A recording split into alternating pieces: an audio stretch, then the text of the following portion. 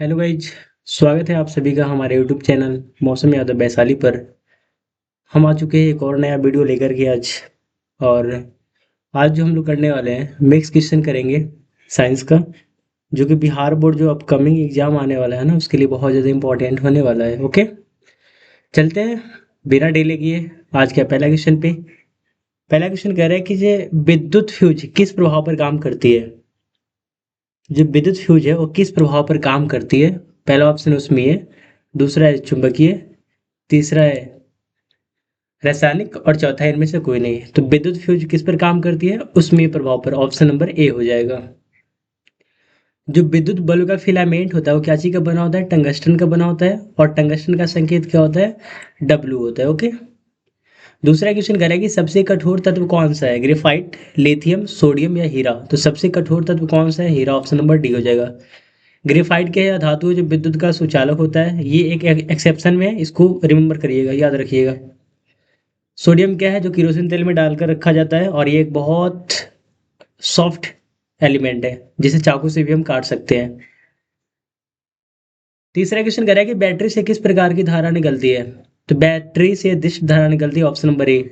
और दिष्ट धारा क्या होता है, जिसकी दिशा एकदम फिक्स होती है, सीधी रेखा में होती है। और प्रत्यावर्ती धारा की दिशा क्या होती है, जिगजैग, टेढ़ी मेढ़ी होती रहती है। 4 नंबर क्वेश्चन कह रहा है कि दाढ़ी बनाने में किस प्रकार के दर्पण का उपयोग किया जाता है।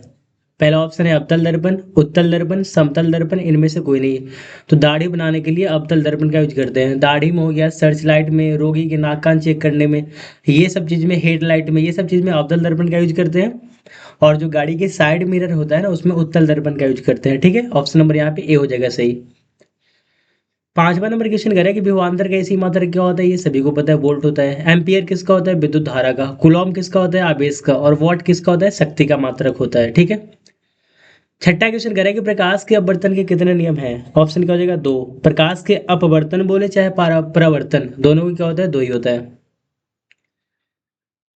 7 नंबर क्वेश्चन कह रहा है एक वॉट कहलाता है किसके बराबर, 1 जूल/सेकेंड। क्योंकि पी बराबर फॉर्मूला क्या होता है, पी बराबर होता है W/T।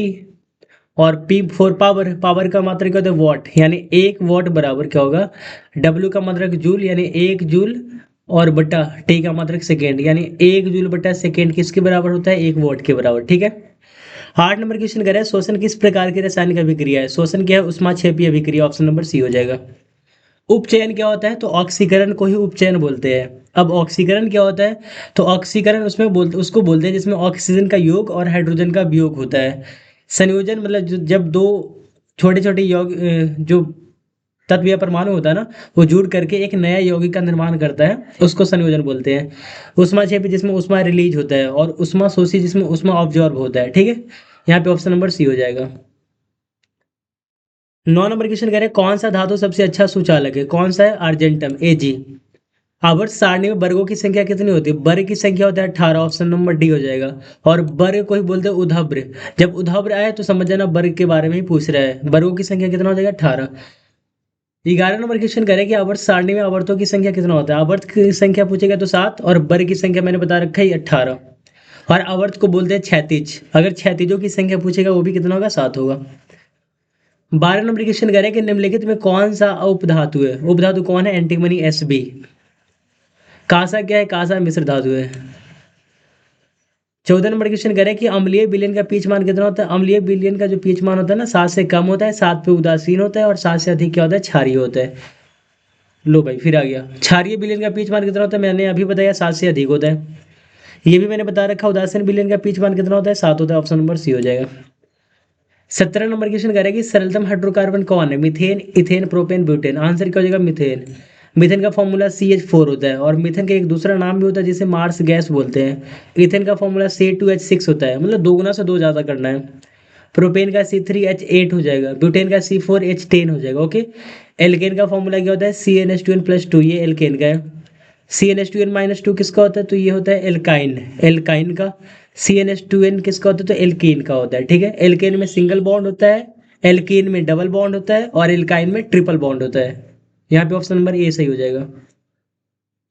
19 नंबर क्वेश्चन कह रहे हैं कूटपाद किस में पाया जाता है, तो कूटपाद जो होता है वो अमीबा में, ऑप्शन नंबर सी में पाया जाता है, ऑप्शन नंबर सी हो जाएगा। पुष्पी पौधे में लैंगिक जनन होता है, कहाँ पे होता है? फूलों द्वारा। ऑप्शन नंबर बी हो जाएगा। 21 नंबर क्वेश्चन करें, शुक्राणु बनता है कहाँ पे? बनता है वृषण में बनता है। ऑप्शन नंबर ए हो जाएगा। निम्न में से कौन प्राकृतिक संसाधन नहीं है? ऑप्शन नंबर डी हो जाएगा, जीवधारी। ठीक है। 23 नंबर क्वेश्चन कह रहे हैं, इंसुलिन की कमी से होने वाला रोग कौन सा है? इंसुलिन की कमी से मधुमेह होता है और आयोडीन की कमी से घेंघा होता है। निकट दृष्टि दोष दूर करने के लिए किस लेंस का उपयोग करते हैं? तो निकट के लिए अवतल लेंस करते हैं। और निकट दृष्टि दोष होता है क्या? जिसमें निकट की वस्तु दिखाई देता है और दूर की वस्तु दिखाई नहीं देता है, उसे बोलते हैं निकट दृष्टि दोष। ओके। और न्यूनतम जो दूरी होता है ना, एक स्पष्ट जो नेत्र होता है उसका न्यूनतम दूरी 25 सेंटीमीटर होता है और अधिकतम दूरी कितना होता है? अनंत होता है। यहाँ पे ऑप्शन नंबर बी हो जाएगा। 25 पे चलते करें, किस लेंस को अभिसारी लेंस कहते हैं? तो उत्तल लेंस को अभिसारी लेंस कहते हैं। क्यों कहते हैं उत्तल लेंस को अभिसारी लेंस? इसलिए कहते हैं क्योंकि यह प्रकाश की किरण को एक जगह इकट्ठा कर देता है। ठीक है। किस लेंस को अपसारी लेंस कहते हैं? तो इसको बोलते हैं अवतल लेंस को। क्यों? क्योंकि ये प्रकाश की किरण को फैला देता है, डिस्पर्स कर देता है। ऑप्शन नंबर बी हो जाएगा।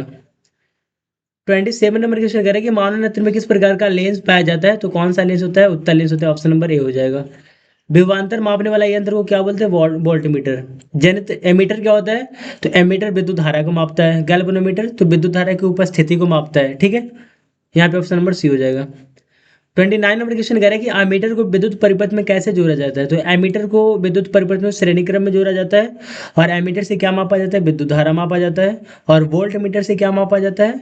विभवांतर को मापा जाता है। और वोल्ट मीटर को कौन सा क्रम में जोड़ते हैं? तो समांतर क्रम में जोड़ते हैं। और एक समांतर क्रम का दूसरा नाम है जिसे पार्श्व क्रम भी बोलते हैं। ओके, चलिए आगे बढ़ते हैं 30 नंबर क्वेश्चन पे। करेक्ट, किस लेंस के द्वारा सिर्फ काल्पनिक प्रतिबिंब बनता है? एक चीज ध्यान रखिएगा, जो लेंस होता है ना एकदम डायरेक्ट क्या होता है? दर्पण का उल्टा होता है। क्योंकि हमको पता है कि उत्तल दर्पण हमेशा कैसा प्रतिबिंब बनाता है? काल्पनिक प्रतिबिंब। तो उत्तल दर्पण अवतल लेंस के बराबर होगा। मतलब अवतल लेंस कैसा प्रतिबिंब बनाएगा? तो अवतल लेंस जो है ना वो कैसा प्रतिबिंब बनाएगा? तो वो काल्पनिक प्रतिबिंब बनाएगा। ठीक है, ऑप्शन नंबर बी हो जाएगा। 31 नंबर क्वेश्चन कर रहे हैं कि जो CuO प्लस H2 है, यहाँ पे एरो है और कॉपर प्लस H2O बना, मतलब इधर कॉपर ऑक्साइड है। जब कॉपर ऑक्साइड हाइड्रोजन से अभिक्रिया किया तो कॉपर अलग हो गया और जल अलग हो गया। करेक्ट, किस प्रकार की अभिक्रिया है? देखिए ध्यान से, यहाँ पे कॉपर ऑक्साइड के साथ ऑक्सीजन था ना जुड़ा हुआ, लेकिन यहाँ से ऑक्सीजन क्या हुआ? हट गया। और ऑक्सीजन हट के केवल क्या बचा? कॉपर। अब यहाँ पे ऑक्सीजन का निष्कासन हो रहा है कि नहीं हो रहा है? हाँ सर, एकदम हो रहा है। और जब भी ऑक्सीजन का निष्कासन होता है तो क्या कहलाता है? अपकरण कहलाता है। क्योंकि अपकरण का परिभाषा क्या होता है? जिसमें हाइड्रोजन का योग हो और ऑक्सीजन का निष्कासन हो, तो अपकरण कहलाता है। और अपकरण को ही बोलते हैं अपचयन। यानी ऑप्शन नंबर क्या हो जाएगा? बी। ऑक्सीकरण को बोलते हैं उपचयन। तो मैंने बता रखा कि उपचयन क्या होता है। उदासीनीकरण अभिक्रिया क्या होता है? तो जब अम्ल और क्षार की अभिक्रिया कराते हैं तो लवण और जल बनता है, इसी अभिक्रिया को उदासीनीकरण अभिक्रिया बोलते हैं। तो 31 का आंसर हो जाएगा ऑप्शन नंबर बी हो जाएगा। ठीक है। 32 पे चलते करें, इलेक्ट्रॉन के स्थानांतरण से बने यौगिक कहलाते हैं। मतलब उस यौगिक का नाम बताना है जो एक इलेक्ट्रॉन को त्याग करे और दूसरा इलेक्ट्रॉन को ग्रहण करे। तो ये तो धातु और धातु का काम होता है। और जब भी धातु और धातु मिलता है तो कौन सा यौगिक बनता है? आयनिक यौगिक। और आयनिक यौगिक का दूसरा नाम क्या है? वैद्युत संयोजी यौगिक। ये सहसंयोजी यौगिक क्या होता है? तो वैसे यौगिक जो अधातु और धातु मतलब साझा करने के बाद जो यौगिक बनता है ना उसको बोलते हैं सहसंयोजी यौगिक। ठीक है। और कार्बनिक यौगिक जिसमें कार्बन की मात्रा हो, बस। 33 नंबर क्वेश्चन कह रहे हैं कि कार्बन हाइड्रोजन से संजो कर क्या बनाता है? ये सभी को पता है क्या बनाता है? हाइड्रोकार्बन। हाइड्रोकार्बन उसी को बोल दे तो जिसमें हाइड्रोजन और कार्बन हो। आयनिक यौगिक तो मैंने बता रखा। हैलोजन क्या होता है? फ्लोरीन, क्लोरीन, ब्रोमीन, आयोडीन, ये सब हैलोजन होता है। ठीक है। 34 नंबर क्वेश्चन पे जल्दी करें, आवर्त सारणी के प्रथम वर्ग के सदस्य को क्या बोलते हैं? तो क्षारीय धातु।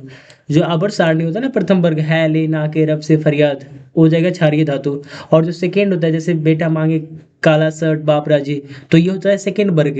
और जो सेकेंड वर्ग के सदस्य होता है उसको कहते हैं क्षारीय मृदा धातु। ठीक है। तो यहाँ पे ऑप्शन नंबर बी हो जाएगा। अक्रिय गैस सबको पता है जिसके बाहरी कक्षा में 8 इलेक्ट्रॉन होता है, जैसे हरभजन, नेहरा, अगरकर, जीरो रन पे आउट, वर्ग संख्या 18 में दे रखा है। ठीक है। मिश्र धातु क्या होता है? जो धातु और धातु से मिलकर के बना होता है। ठीक है। यानी ऑप्शन यहाँ पे क्या हो जाएगा? बी हो जाएगा, क्षारीय धातु। 35 करें, NaOH क्या है? तो एक क्षार है। और कैसा क्षार है? प्रबल क्षार है। ठीक है। अम्ल क्या होता है? जिसका पीएच मान 7 से कम होता है। क्षार का पीएच मान 7 से ज्यादा होता है। और लवण जो उदासीन होता है जिसका पीएच मान 7 होता है। 36 पे चलते करें, ऑक्सीजन क्या है? ऑक्सीजन एक हार्मोन्स होता है। ऑप्शन नंबर ए हो जाएगा। 37 क्वेश्चन करें कि मानव मादा के जनन तंत्र के भाग नहीं है, अंडाशय, गर्भाशय, शुक्रवाहिका, डिम्बाहिनी। तो अंडाशय तो जनन भाग है, गर्भाशय भी है और डिम्बाहिनी भी है। डिम्बाहिनी यानी ऑप्शन क्या हो जाएगा यहाँ पे? सी हो जाएगा, शुक्रवाहिका। शुक्रवाहिका नर जनन अंग है। ठीक है, सी हो जाएगा। 38 पे जल्दी करें, परागकोश में होते हैं, परागकोश में क्या होते हैं, परागकण होते हैं, ऑप्शन नंबर डी हो जाएगा। 39 करें, निम्न में से कौन क्षारीय है, हमको पता है कि क्षारीय का पीछमान 7 से ज्यादा होता है, तो 7 से ज्यादा तो ये नहीं, तो ये आंसर ना होगा, ये भी ना, ये भी आंसर ना होगा, ये भी नहीं, ये आंसर ना होगा, तो ऑप्शन नंबर क्या हो जाएगा, डी 13। मतलब जो 7 से ज्यादा है ना वो क्षारीय हो जाएगा, ठीक है। और आज का जो लास्ट क्वेश्चन है, कह रहा है कि पुष्प का नर जननांग कहलाता है, तो पुष्प का नर जननांग क्या कहलाता है, तो ये कहलाता है जयांग, ऑप्शन नंबर बी हो जाएगा। क्या कहलाता है, जयांग। और मादा जननांग क्या कहलाता है, सॉरी सॉरी, पुष्प का जो नर जननांग है ना वो पुंकेसर बोलते हैं, ठीक है। ऑप्शन नंबर ए हो जाएगा यहाँ पे। और बस, thank you so much, love you, take care, bye bye. Please आप लोग से एक ही रिक्वेस्ट है कि ज़्यादा से ज़्यादा चैनल को सब्सक्राइब करिए, शेयर करिए, लाइक करिए और कमेंट करिए, ठीक है, ताकि मेरा मोटिवेशन बना रहे और ऐसे ही आपके लिए वीडियो हम लाते रहे। Okay, thank you so much, love you, take care, bye bye.